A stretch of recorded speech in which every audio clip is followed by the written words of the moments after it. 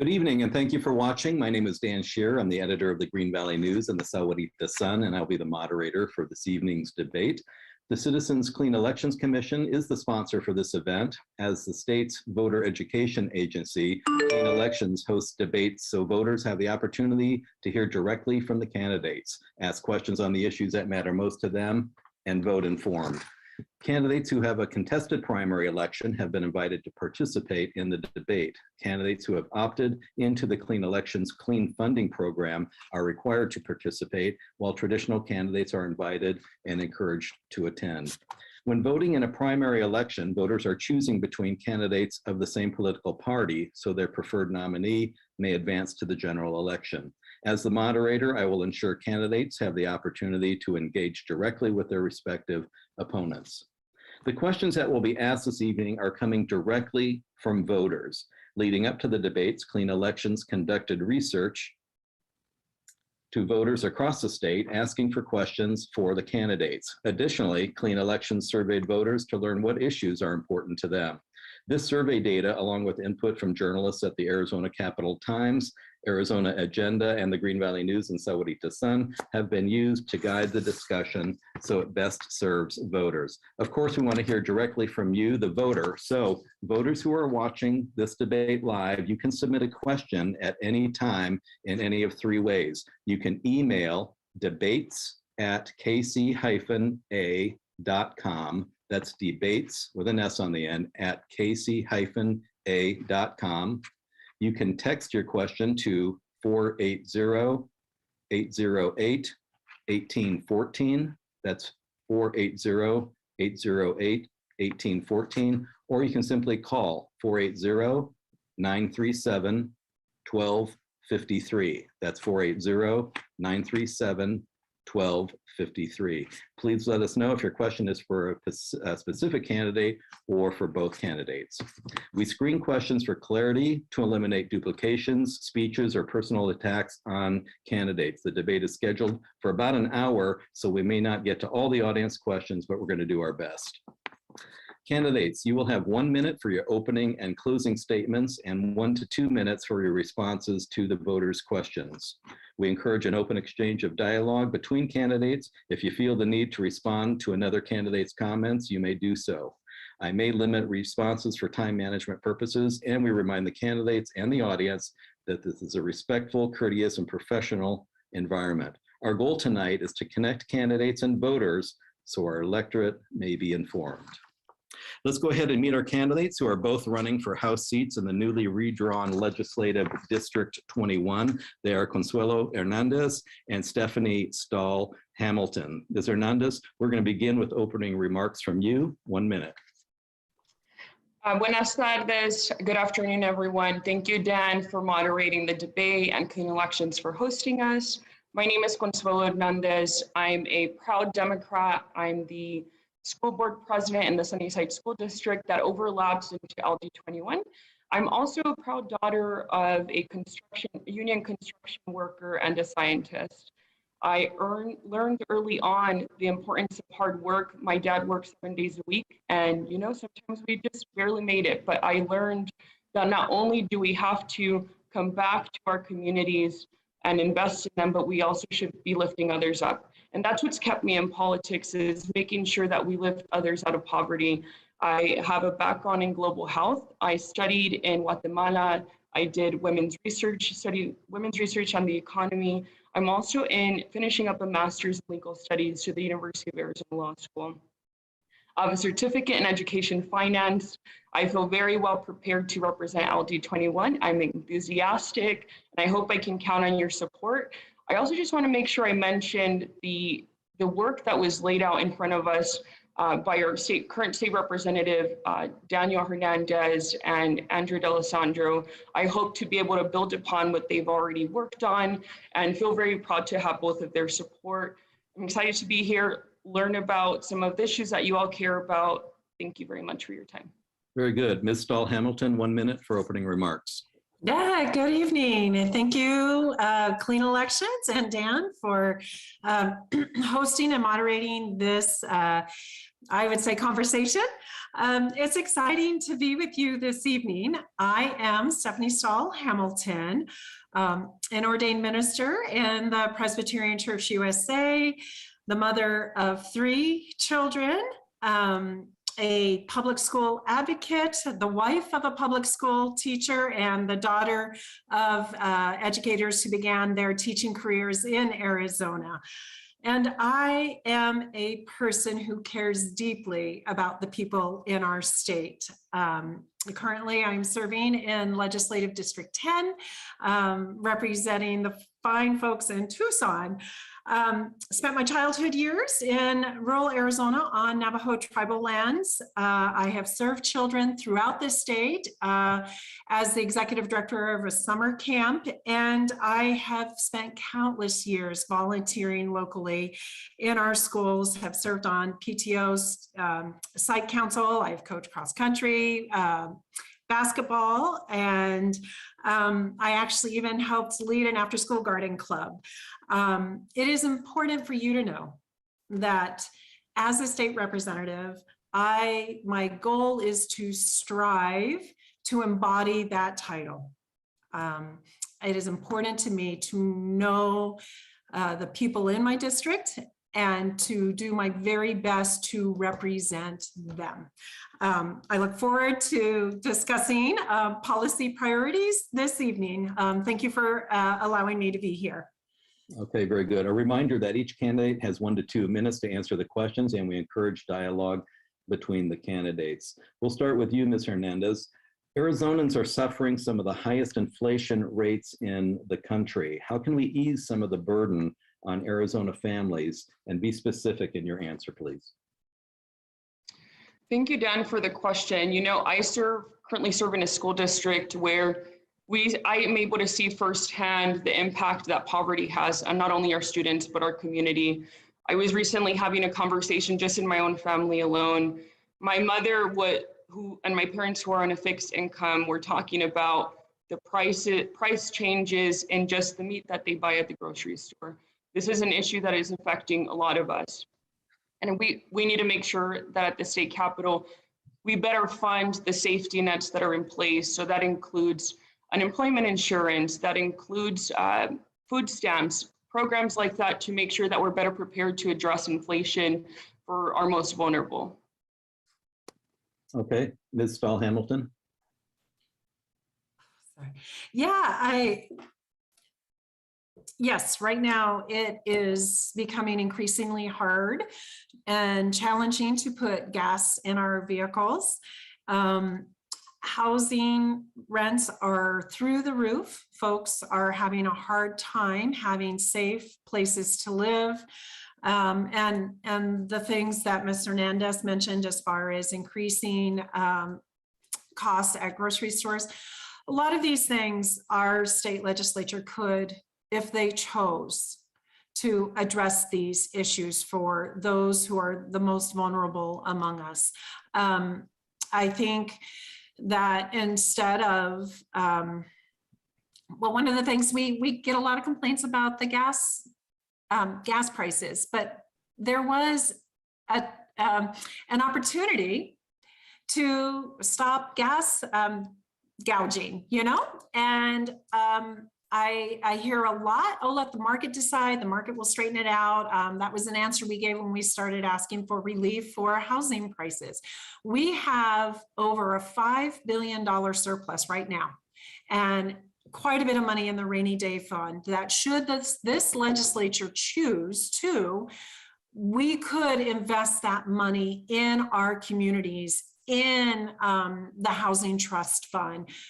We could make it a lot easier for people to weather this storm of inflation and rising costs and the cost of living. It just seems as though the political will is not there, but we do have a surplus and we could address these issues should we choose to do so. Well, Ms. Stahl Hamilton, do you think that the bulk of the legislators out there get it? Do you think they're in touch enough with their constituents to understand exactly what they're going through? In fact, some of the things that Ms. Hernandez brought up, I think, are universal across the state. Do they get it? That's a really good question. And when you say the bulk, let me just lay out that we are almost an evenly divided legislature in both chambers. And so there's really not a bulk. There is a small minority that is making policy based upon ideology and not actually representative of the people in the state of Arizona.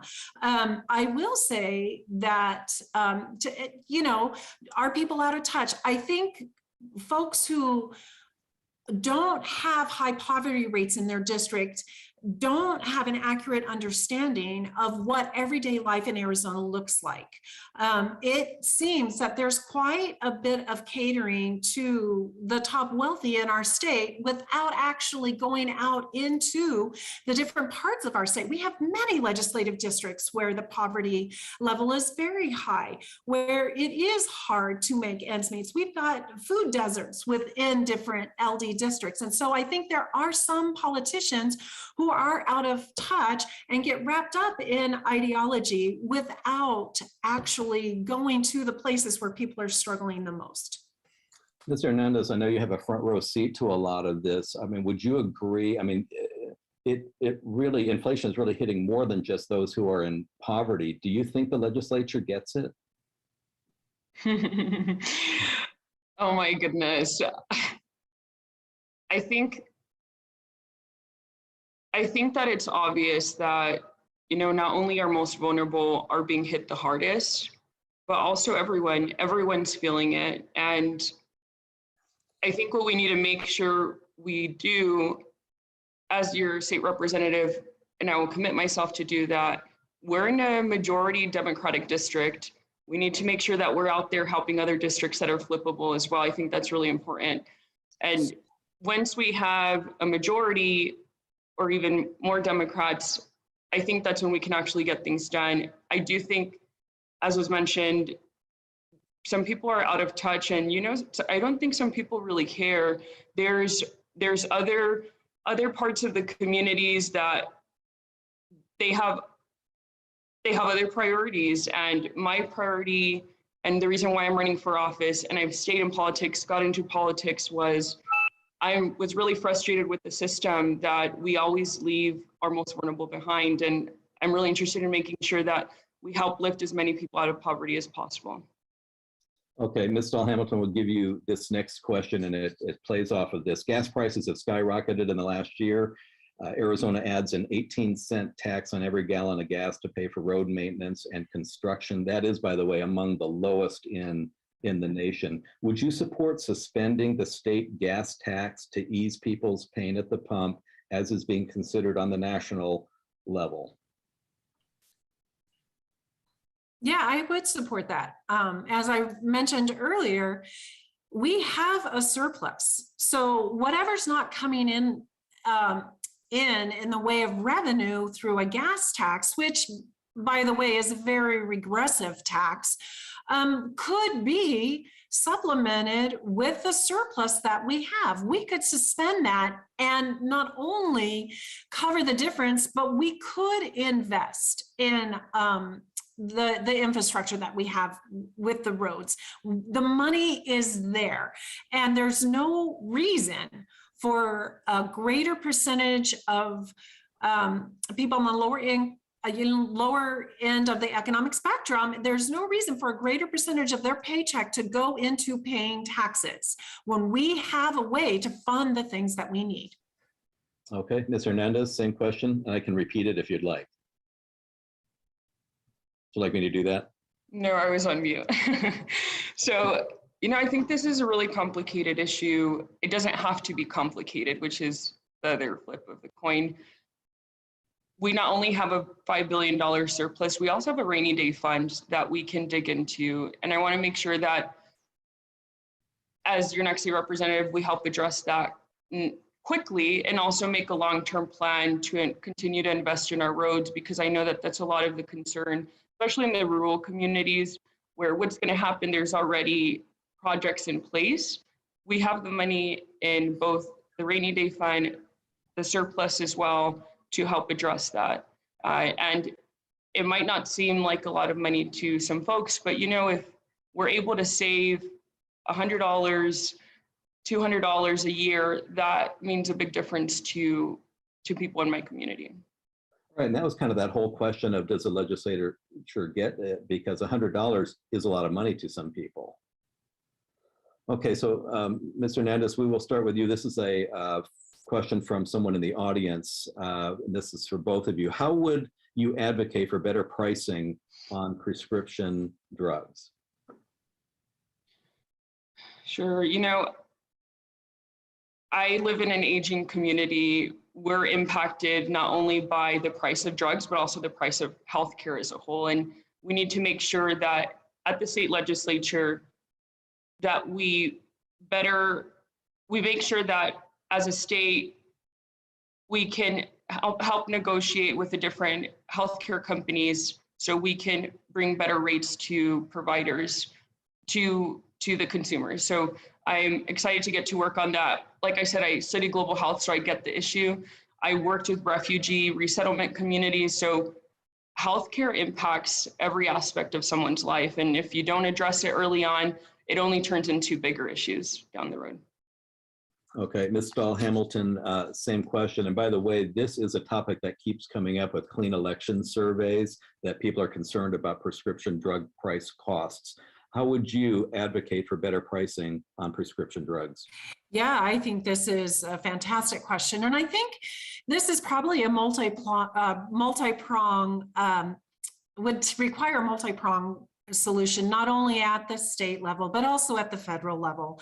I think the players in the pharmaceutical world are pretty big and have access to a lot of leverage. You know, within the state, certainly we've got access to folks in the medical community and the healthcare community who work very, very hard to try to keep their prescription costs lower. But it's been my experience with my husband and myself and our 3 children that truly access to a quality, affordable healthcare, and that's prescriptions all the way around, it's not attainable in Arizona. My family has struggled for years trying to find quality, affordable healthcare without rising costs of prescriptions. And I think this is a solution that requires a flex at the state level and a flex at the federal level. This is where we need to work hand in hand to see if we can create a change.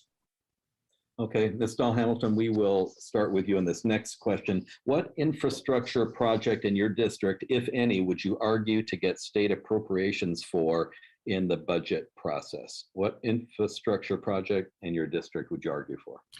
Oh my gosh, there's a couple. And I think they're all interconnected, but one of the things, as has been mentioned, roads, right? I think we'll start all the way down to our southern border. I think we need to put some energy and money into the Port Authority and getting goods that can come across the border. I think sometimes the lines get really, really long, and especially when we're talking about produce.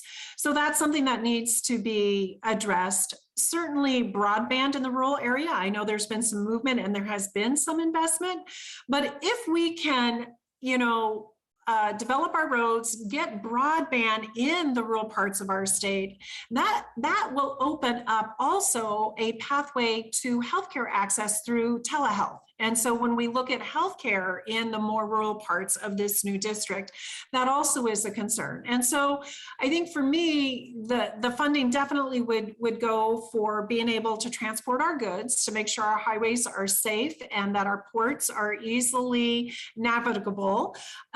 Looking at broadband and also thinking about healthcare. The last little piece that I think in the way of infrastructure that I think could make a huge difference in our state is looking at something that's called agrivoltaics. And that is using solar panels over farmland to not only gain energy, decrease water use, increase yield on produce. And And right now we don't have the infrastructure in our state to implement something like that, but it sure would make a huge difference and create quite a bit of economic growth throughout our state, and would be easily, could easily help increase revenue in the more rural areas of our state. Okay, Ms. Hernandez, a key infrastructure project in your district. I can give you a laundry list, but I'll tell you some of the issues that really impacted the district was access to broadband. We, as a district, had to fundraise through private partnerships to be able to buy the Wi-Fi hotspots, but the issue wasn't the actual hotspots or being able to pay the $10 that we help subsidize for the access to internet. It was actually the infrastructure that was not there. And that was something that had been left out of the equation apparently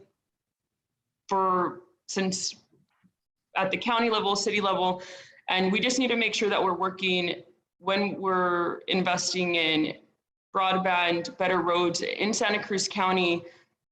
That's the heart of everything, is making sure that we provide safe roads for our truckers who are going in and out every single day. And not only will that make sure that there's enough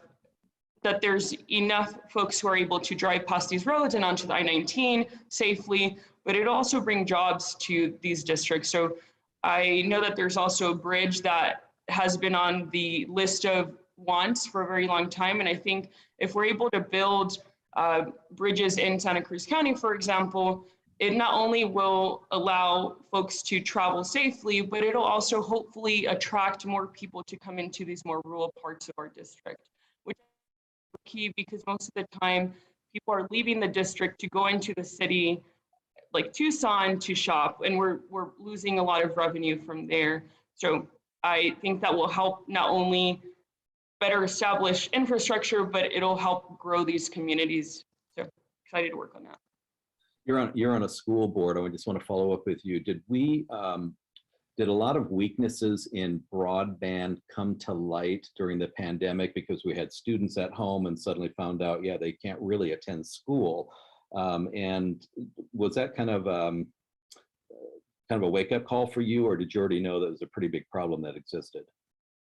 So I personally already knew there was a big problem that existed in the community, but I think what happened, and you're right on that note, some of the issues like broadband, like even access to healthcare, access to mental health care, having livable wage jobs, all of these issues that have always existed were only brought to light because people started learning about them that were not from these communities. I think that but unfortunately during the pandemic, it helped exacerbate some of these issues that already existed, which made problems even worse.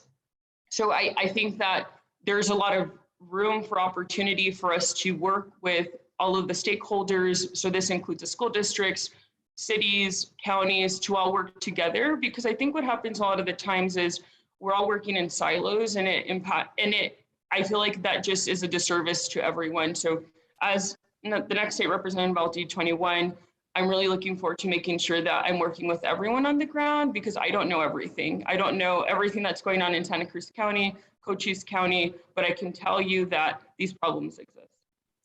Okay. Let me jump in there and say that, and in my home, when everybody was quarantined, we didn't have enough computers in our house because my husband had to teach and I had 3 kids in school.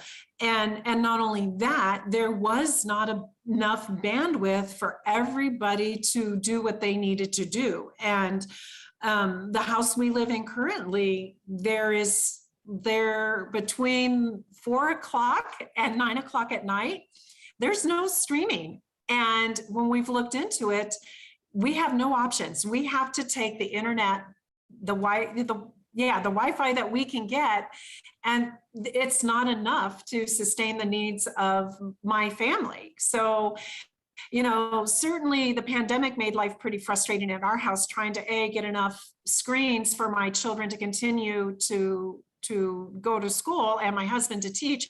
But then we truly did not have the bandwidth with the internet for everybody to do what they needed to do. And it became quite the juggling act to make sure my children were able to show up for school and my husband was able to teach all at the same time. Okay. Can I just jump in here very quickly? Okay.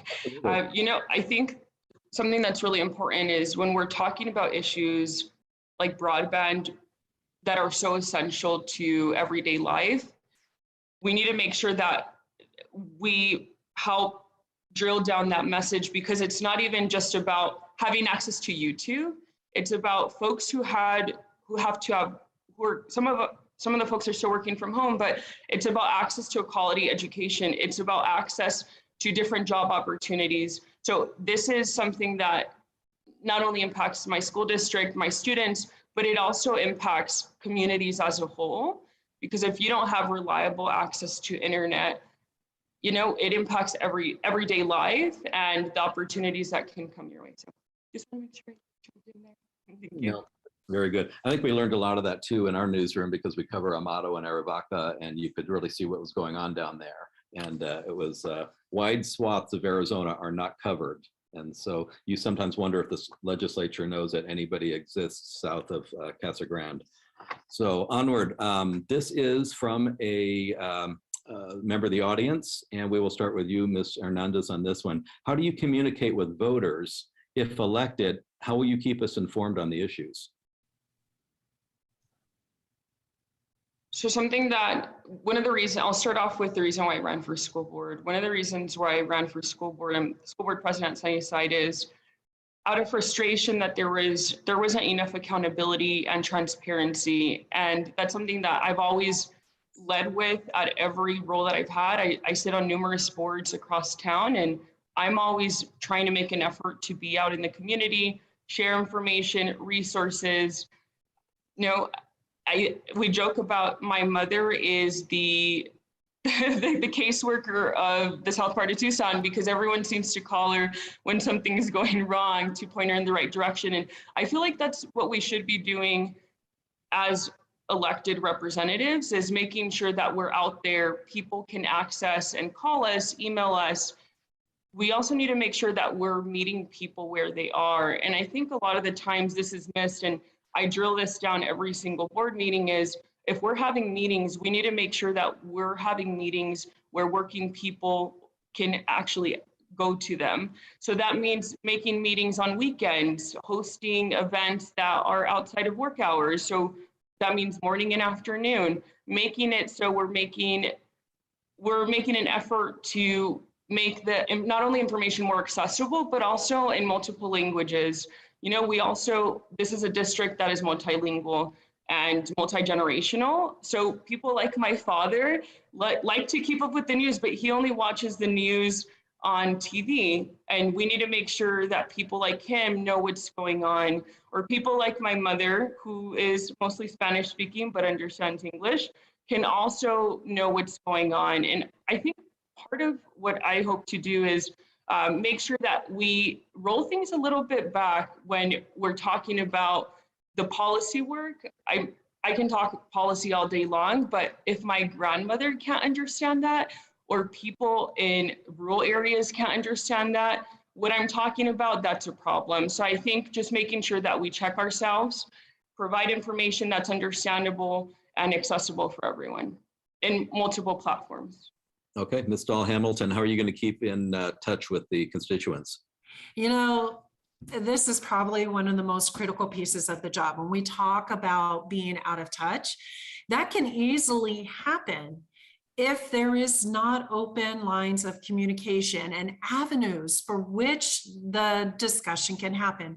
I've been fortunate enough over the last 2 years to be in a district that has monthly town halls. And that became so much easier during the pandemic, in that a lot of people learned how to Zoom. And we not only did a monthly town hall on a Saturday, but then we were able to give monthly updates. And it just happened to be in the middle of the month from the town hall. So every 2 weeks, we were communicating with the people of my district. And that for me it's first of all, it's great to see people from home, especially in the middle of the week when we were doing the legislative district updates and communicating what was happening and where we were in the session. Seeing the faces and hearing from the folks back home actually is what puts the wind in my sails to help me continue to show up and represent, especially when stuff gets pretty hairy and tricky.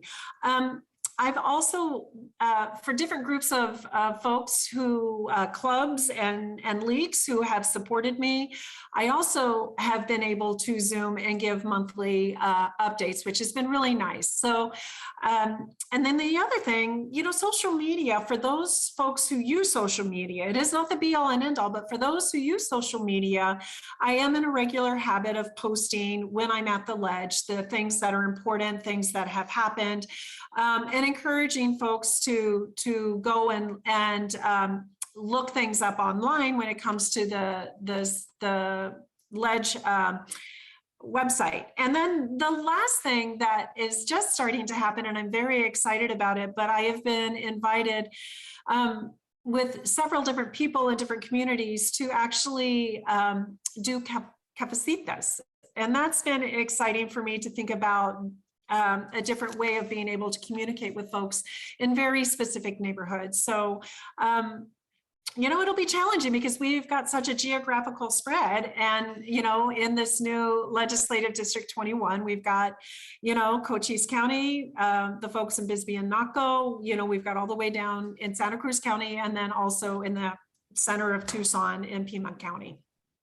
You were appointed to the Senate seat last October. Does the state give you the money you need to provide constituent services to the level that you would like, or what do they do for you to help you out so it's not all falling on you?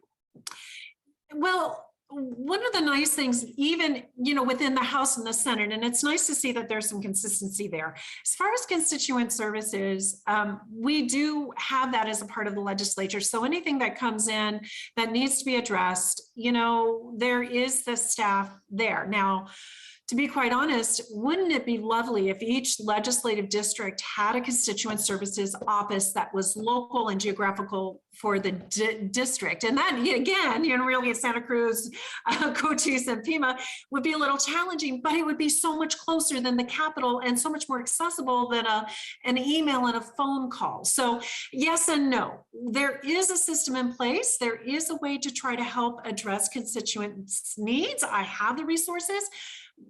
It would be so much better if we could fund it locally and have a full-time staff locally to address the very specific and particular needs in each district. Okay, Ms. Stahl-Hamilton, we'll give you this next one. It is also from the audience. It's about electric vehicles. It says, who determines where the EV stations will be located and the quality of them?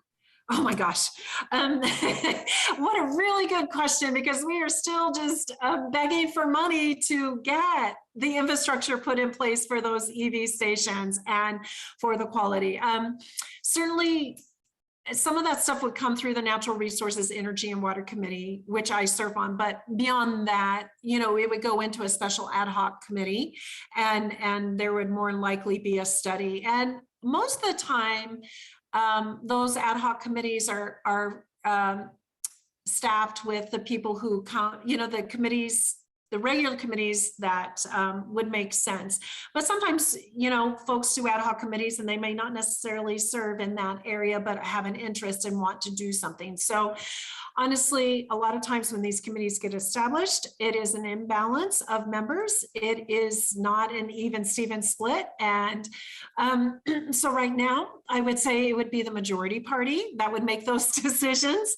And with input from the minority party, but right now that would be a committee study and recommendations that would be made back to the chamber, to the committee in that chamber, and then, you know, would follow the regular policy path from there. Okay, Ms. Hernandez, who determines where the EV stations will be located and the quality of them? Sure. I'll actually just let you know. So I've recently secondhand have witnessed how difficult it is to find the EV stations. I think let's just address that. And I think my biggest frustration, my sister just bought a hybrid vehicle. So I've been in the car with her trying to find stations, and it's been very difficult. And one of the frustrations that I have that I think needs to be addressed, and we need to make sure that whoever, as the next state representative, we bring this voice to the Capitol, is a lot of these EV stations end up in very affluent parts of neighborhoods where it's not as accessible for lower income folks to drive there. You can drive there, it's just, if you look up a map, most of them are either at Whole Foods or north parts of Tucson, which is very frustrating. So I think that when we're at the state level, the folks who are making those decisions, we need to make sure that we have a very strong voice at the Capitol. I'm including myself in that, to make sure that we let them know, hey, people, we have rural parts of our district and there's people who want electric vehicles, but know that the stations are not even accessible in the surrounding areas. So taking it back to the basics is making sure that we bring that voice and let them know that's key to my district. Well, it's kind of a chicken or the egg type of a thing. If we had more stations, would people buy more vehicles, or do they have to buy vehicles first and then we'll put in more stations? And so, I think, yeah, and I think when we're thinking about, this goes back to infrastructure, right, is who are we including in these conversations? Who are we thinking about? Electric vehicles or hybrid vehicles are not just for the wealthy. There's folks who want to buy them, and we need to make sure that when folks are looking into doing their research on buying them, is not only do we make it more affordable, there's tax credits there to help subsidize that, but we need to have EV stations in areas like Southern Arizona and Santa Cruz and Cochise County. Let me jump in and say a common sense solution. You know, people know how far you can drive before you need a charge again. We can put out a map, look at where our roads go, and actually know where these charging stations need to be located. That's the first thing. The second thing is, I do think that there either needs to be some sort of regulation or economic incentive for people to purchase electric vehicles or hybrid vehicles. Let me tell you, it is not in the best interest of the oil company to promote electric vehicles or hybrids. It's not in their best interest. They don't make a profit when we move away. So not only are we talking about infrastructure for charging stations, but we have to, you know, step back a little bit and look at the conversation from the 30,000 view. And, you know, our prices at the gas pump right now would push more people into wanting electric vehicles. However, I think, where is that leverage? Who right now has the corner on the market when it comes to cars and what types of vehicles we drive? And there's a lot of big money right now. You know, the price per barrel has not changed all that much, but the price at the pump has increased significantly. And so right now, your oil corporations are raking in the dollars. So yes, it's a little bit of the chicken, the egg, but honestly, common sense could know where to put those charging stations. It's a matter, again, of political will and how do we get ourselves removed from relying on fossil fuels. Okay, very good. Ms. Hernandez, we will start with you on this question again from the audience. With climate change and long overtapping our water allocations and groundwater, how can we protect Arizona's future water supply? Thank you, Dan, for the question. I think we first need to acknowledge that climate change is real. And I'm not an expert on water, but I can tell you that I know there's negotiations that are currently going on at the Capitol that will determine what our future looks like. Something that I would do as an next state representative is making sure that we invest in research. There's really interesting projects going on in the Navajo Nation, for example, where an Israeli company is basically making water out of air, which is the neatest thing. Look it up if you're not familiar with that project. But investing in research and making sure that we're investing in rainwater harvesting and repurposing of water is key, but that also comes with education. Not every community understands how you can even do that, what that means. So that goes back to communication and transparency, is making sure that we're going back to the districts and letting them know, hey, if we're going to fund a tax credit to make sure that we incentivize homeowners, instead of having grass, to have more desert-like landscape. Voters and everyone needs to know that. So I think that's what's missing sometimes, is there's resources out there that people don't know of. And that's something that I would really like to work on, is making sure that we incentivize folks to repurpose, rainwater harvest. There's great programs here in Tucson, but that doesn't mean they're available everywhere. And, you know, just in my school district alone, we recently we're in the middle of replacing, we signed the contract to replace our grass areas with artificial turf, because not only will that help us save so much money on water, but that's more sustainable down the road, because that not only does that take maintenance folks to keep up with that, but it also will help with the athletes who are experiencing concussions because of the turf. So those are some of the things that I'm passionate about. I've worked on it on the district level, and I hope to work on some of the issues that I just mentioned as your next representative. Okay, Ms. Stahl Hamilton, Arizona's future water supply, how are we going to protect it? Well, we're a little bit late to the table in trying to protect it. We're in dire straits. We're about ready to move into a level 2 water shortage, and that should be alarming to everybody in our state. You know, conservation is a key part in protecting our water sources, and certainly there are moves to making that happen, but conservation alone is not going to get the job done.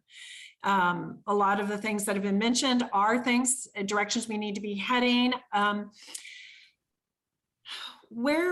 far as groundwater, especially, because, you know, we've got lots of different, our water policy and how we deal with water in Arizona is very complicated. We've got 5 active management areas, 4 of which I would say do a really good job of managing their water and have been put together with an eye to the future of sustainability.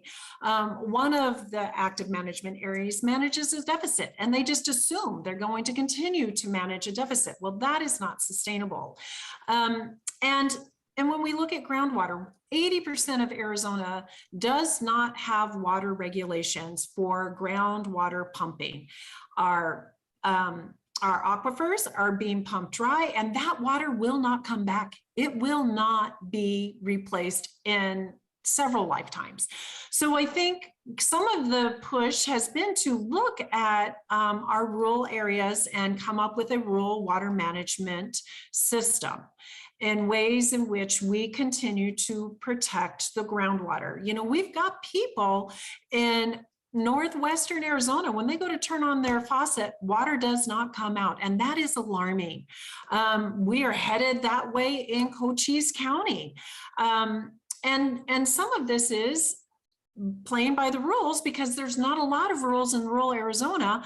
Folks have been able to move in, big companies outside from the state of Arizona come in, and they have the money to dig really deep wells.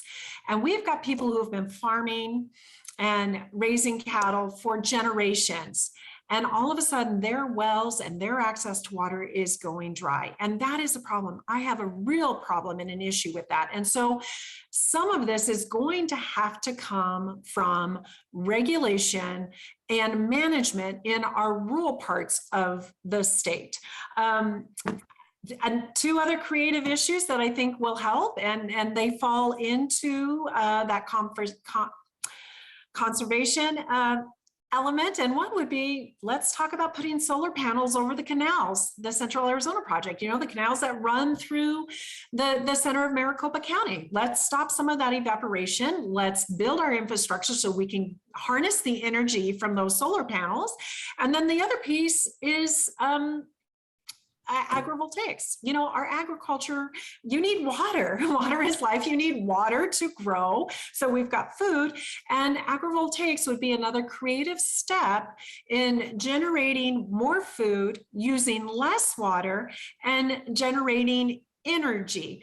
And then the last one that I think is a little bit alarming and is just now starting to get some attention, and that is this issue of water being used from Arizona trust land to grow alfalfa, and then that alfalfa is being shipped out of our state overseas.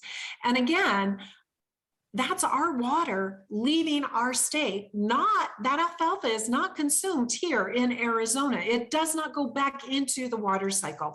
And so I do think there are some things that we can do right now that would be smart moves and would help us manage the water resources we have immediately.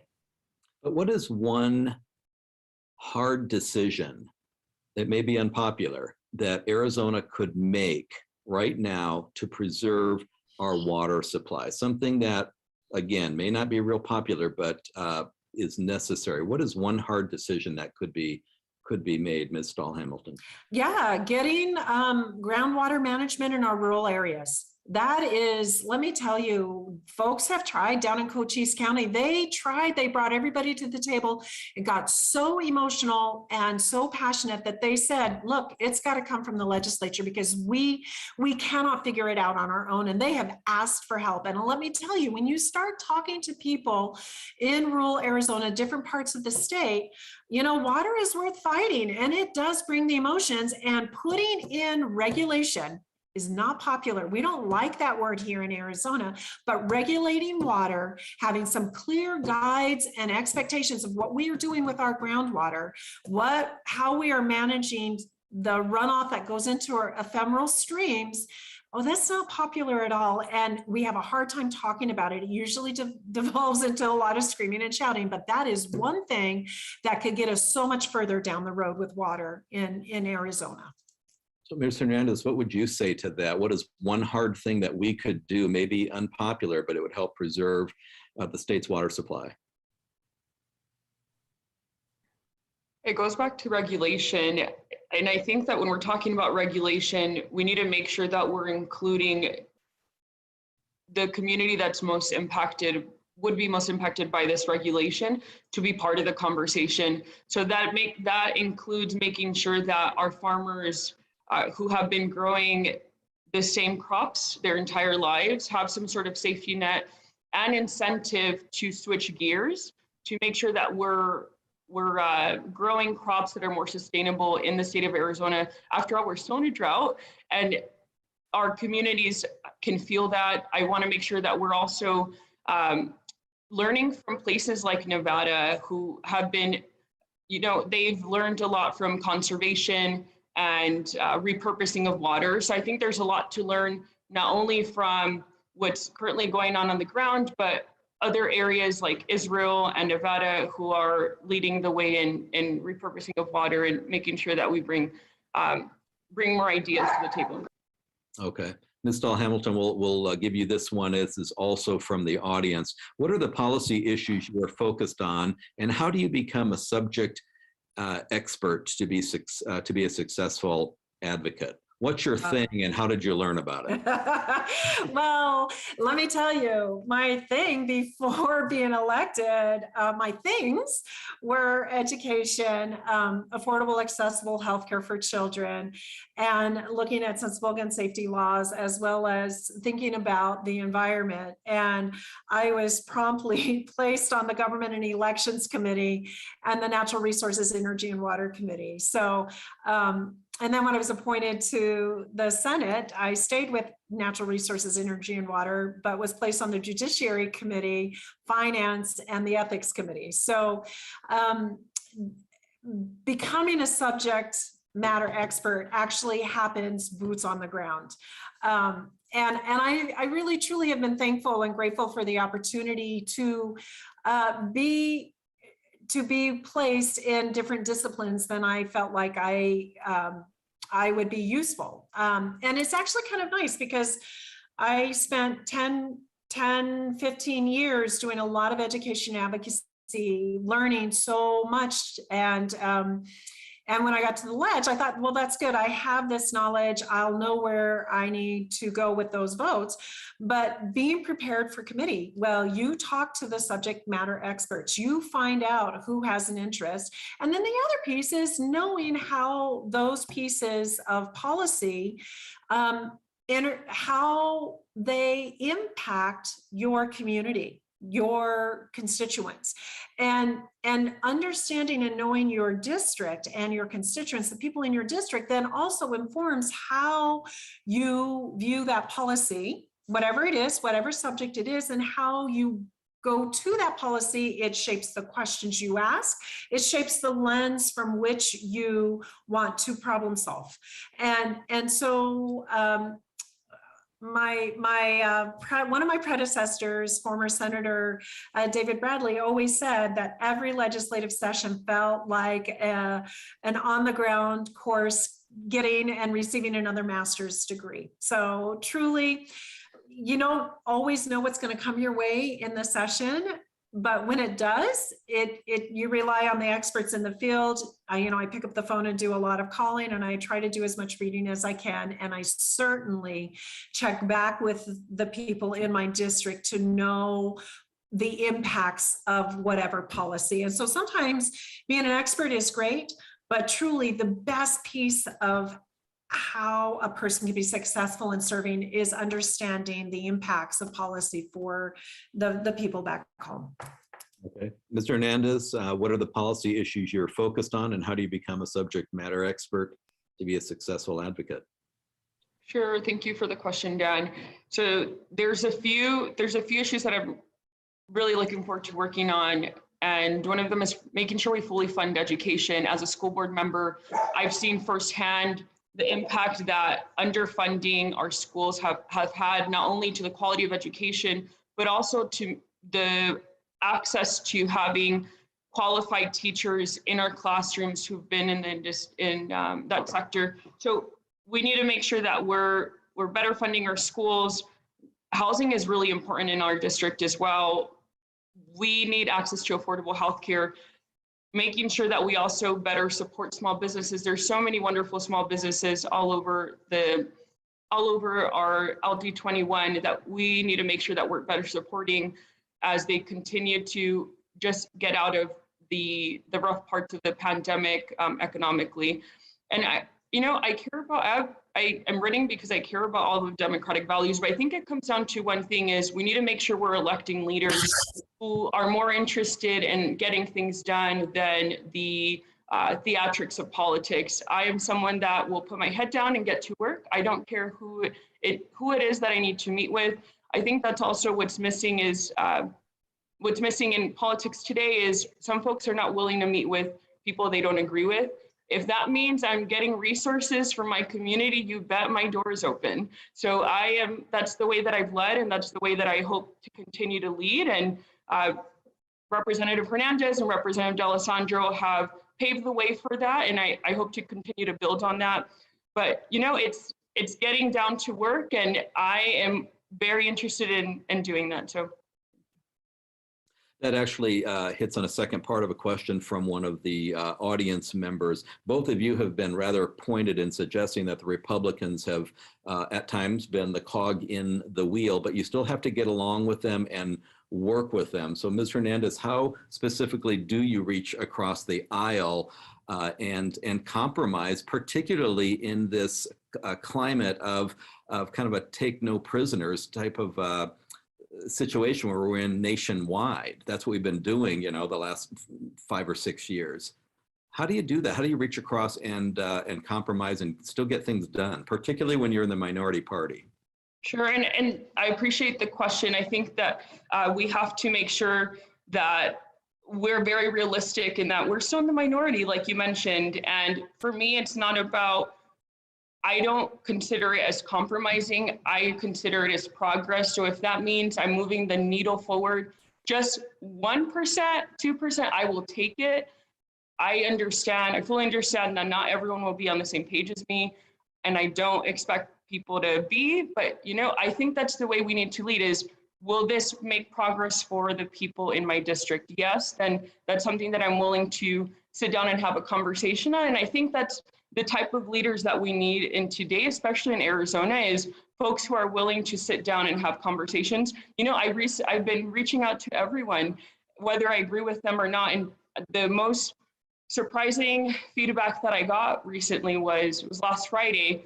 The person that I was meeting with leads this organization and said, Consuelo, I'm so surprised you're even reaching out to me. And I think that just is very telling of the atmosphere that we're in, is folks are not willing to reach out. And I'm not the expert on everything. I think that's why we have organizations that have folks who are the subject matter experts. I consider myself pretty dangerous when it comes to education and business. That's my background, but I'm not the expert. And that means that you have to humble yourself and reach out to folks, whether you agree with them or not. And that also goes back to the way that you decide to lead as a representative. The way that I have led at the school district level is making sure that we build coalitions and not isolate folks out of the conversation just because we don't agree with them. If they're willing to join the fight with us, that means that we need to make sure we make room for everyone. If we want to make progress in the state, that's what needs to happen. And that's why I'm running to be your next state representative. Okay, Ms. Stahl Hamilton, reaching across the aisle. It's simply that. It's having conversations, it's talking, it's building relationships. At the end of the day, we are people, most of us trying to do the best we can to represent our districts.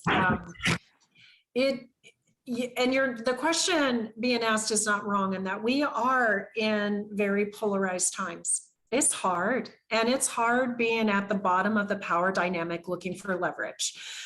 And, you know, I can tell you, it takes a little bit of strategy and a little bit of just boldness to get some stuff done. And let me just share with you, you know, this session, I had a group of an organization who come to me and approach me with some legislation that it was really important to them and they wanted it. They've been working away at this for a couple of years and they felt like I could be a strong voice for them. And after meeting with them and figuring out what it was that they wanted, I said, well, my question to them was, well, you've been working at this for a while. Who were you working with in the past? And they gave me a senator's name who happened to be in the party across the aisle. And I thought, well, we'll go back and talk to that person. You've got that relationship. You've already got the entry point. I'm the newest member in the body, and at the bottom of the power dynamic, I'm not quite sure I can get this across the finish line.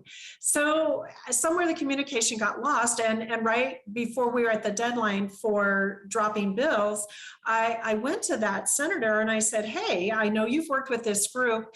This is something they're looking for. And I asked him, would you be willing to craft this legislation and drop this bill?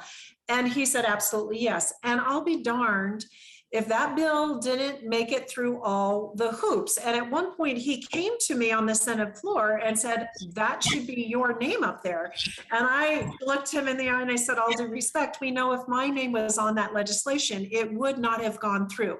I have no interest in this bill whatsoever, other than it affects my constituents. This is not for me, it's for the people. And so whoever's name is on it is great because it's the name who got it across the finish line. And you know, I can't say that it's not tough to say, hey, I pushed for this and I wanted it to happen. I wish my name was a little bit on this. You know, there is that, but honestly, at the end of the day, we got it across the finish line because he was willing to work with me and I was willing to say, the constituents, the people are more important than whatever I can take credit for. And for me, that's how you get stuff done. Okay, we'll have one more question before we get to closing statements. Sure, absolutely. Okay, just very quickly, you know, I just want to make sure that as your next state representative, I'm letting you know that you can count on me to make sure that I am willing to work with anyone to get things done. I also, you know, I'm standing on pretty big shoulders. I have two siblings in the legislature currently who I feel have been great mentors to myself as people who have been able to work across the aisle to actually get things done for the community. I think that's the key too. It's not just building relationships. It's what have you had any bills heard? In order to be effective, it's not even just about building those relationships. It's about making sure that you can actually get things done. I'm very proud to say that at the school district level, I was the first school district in Pima County to actually do something for labor unions. I passed a PLA unanimously, and it shouldn't have taken someone as fresh into politics to actually get things done for labor unions. But that's what it takes, is someone with new ideas who are willing to get things done. And that means working with as many stakeholders as possible. And I'm very proud to have a lot of good representatives around me who have been great mentors, and I hope to be just as good as them, if not more effective. Thank you. Okay, very good. Then our final question, and we will start with you, Ms. Stahl Hamilton. Does Arizona have an elections integrity problem? Can voters be assured that their ballots are going to be counted accurately?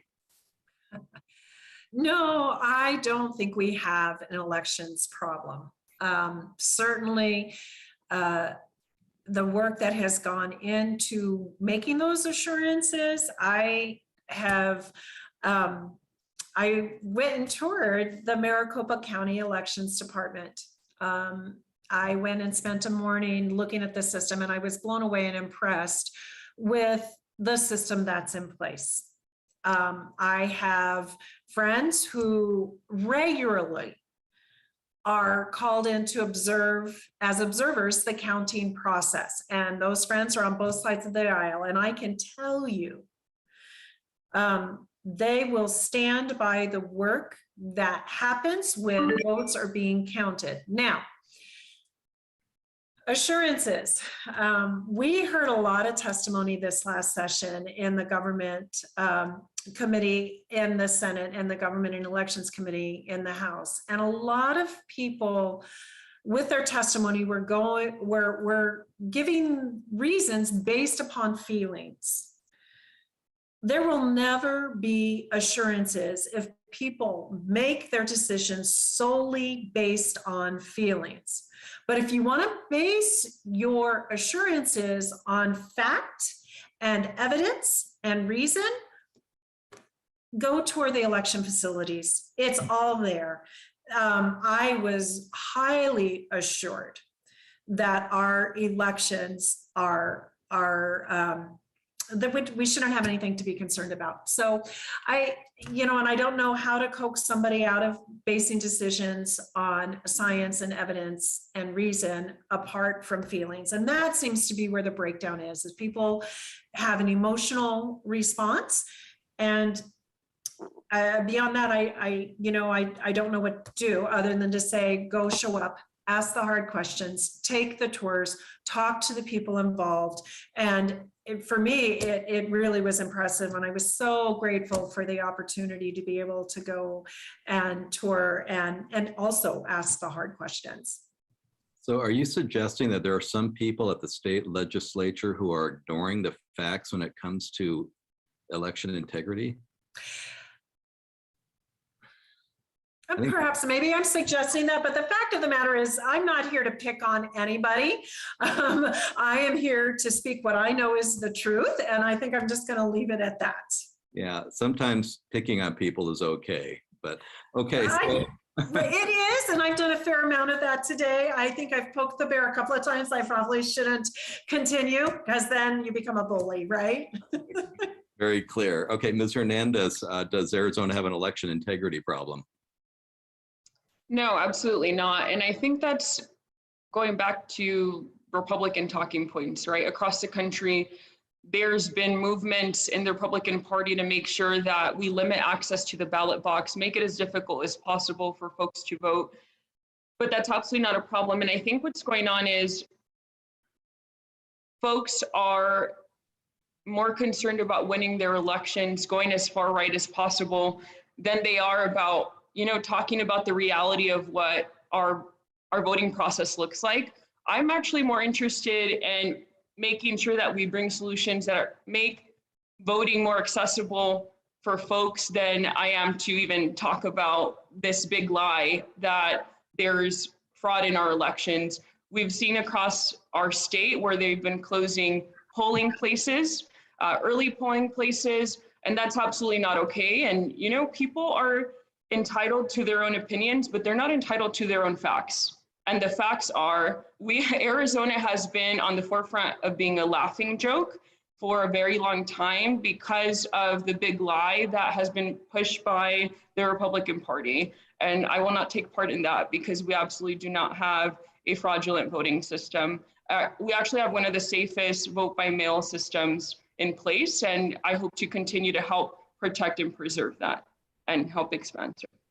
Well, Ms. Stahl-Hamilton, I want to follow up a little bit with something Ms. Hernandez was talking about. What is it? 80% of us vote by mail, and to even have a discussion in the legislature about doing away with that. How did that rub you? It just doesn't make any sense, right?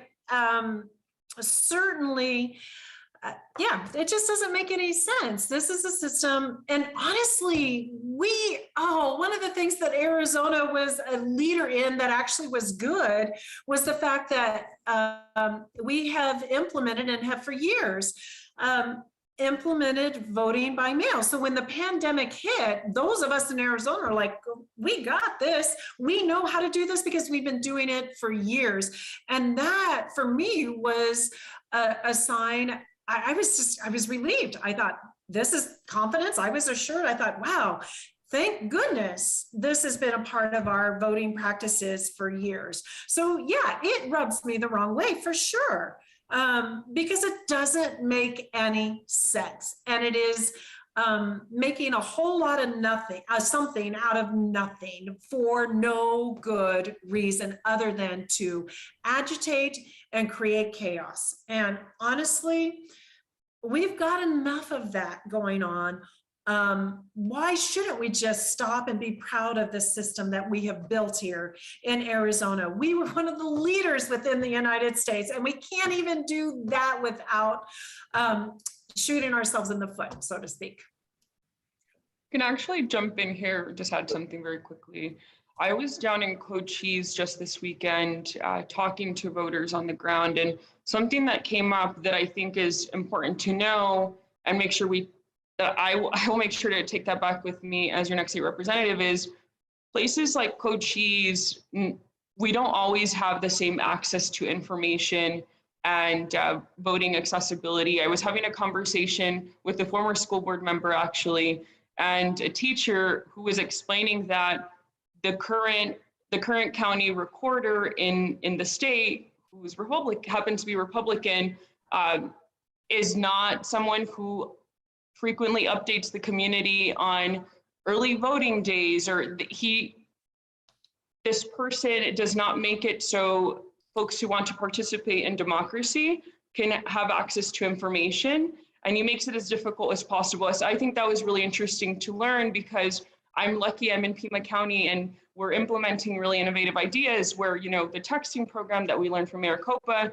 voting centers, but not every place has the same access to voting. So I want to make sure that as your next state representative, we address that, because everyone across the state of Arizona should have the same access to voting and information. Okay, very good. This brings us to our closing statements, and the first closing statement will be given by Stephanie Stahl-Hamilton. Yeah. Thank you, Dan and Clean Elections. This has been an incredible conversation. I've really enjoyed this evening. Appreciate all the folks who wrote in with your questions. There were some really thought-provoking questions. I really enjoyed fielding those. And, you know, for anybody out there who wants to learn more about me, my website is stahlhamilton4az.com. You can look me up online. And please feel free to visit the azledge.gov to look at legislation I have co-sponsored, have sponsored, and also to see my voting record. If you want to know who you're getting in Stephanie Stahl-Hamilton, I've left a paper trail. You can look me up, and certainly if you're on my website, you can feel free to drop me an email. I look forward to serving this new LD21. Yeah, so thanks for your time. Very good. And that brings us to you, Consuelo Hernandez. I just wanted to start off by saying thank you, Dan, for taking the time to help moderate this conversation as well as clean elections. I think that's what makes democracy so great, and that's a big part of democracy is engaging voters, the community to be part of the conversation. So appreciate everyone who tuned in tonight. My name again is Consuelo Hernandez. I'm the current board president of the Sunnyside School District. I am running for state representative because I want to make sure that we actually get things done. And that includes making sure that we fully fund education. We're the last line of defense when it comes to Roe v. Wade. So that includes people like myself who've been endorsed by Arizona List to be out there in the fight for to make sure that abortion is something that folks can still access.